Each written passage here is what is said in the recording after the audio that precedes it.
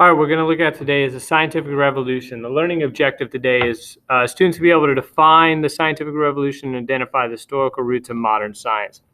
Okay, as you know, we've been doing the Renaissance, and now we're going to do the Protestant Reformation. This is the first time that individuals are not just looking to the clergy and looking to what the Word of God is to answer the questions of the universe.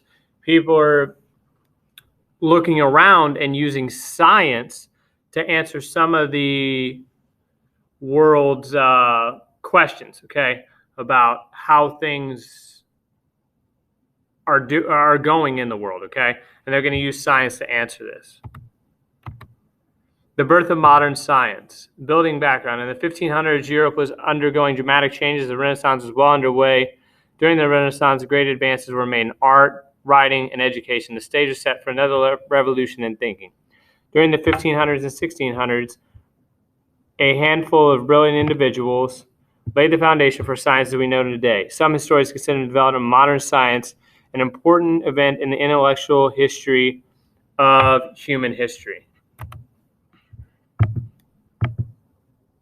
All right, between 1500 and 1700, modern science emerged as a new way of giving knowledge about the world.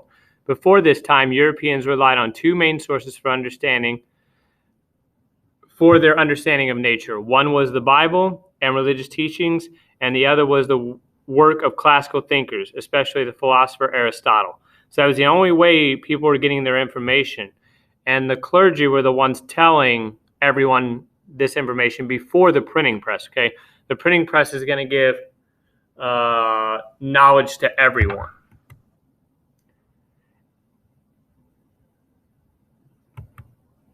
And this is Galileo testing his idea about gravity by dropping two balls of different sizes at the same time on the Leaning Tower of Pisa to see which one is going to fall faster, okay?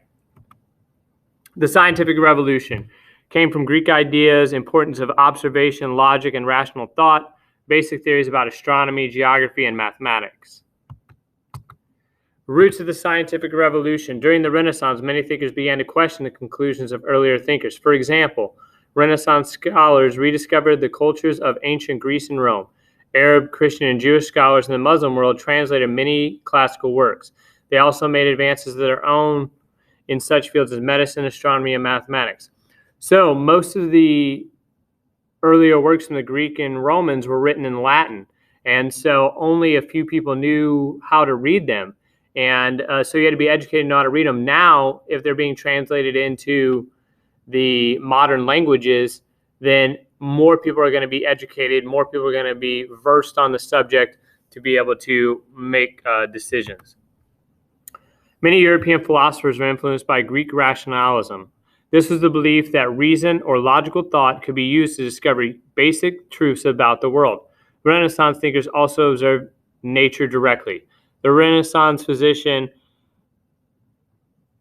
Vesalius dissected corpses to test ancient ideas about the body. Trust in reason and observation became a key part of modern science. During the scientific revolution, scientists challenged traditional teachings about nature. They asked fresh questions and they answered them in new ways. A good example is Aristotle's description of falling objects. Aristotle had said that heavy objects fall to the ground faster than lighter ones. This idea seemed logical, but the Italian scientist Galileo questioned it. Galileo performed a demonstration in the city of Pisa, where he was teaching. He dropped two balls of different weights from the city's Leaning Tower. The result shocked the crowd of students and professors. They expected the heavier ball to land first.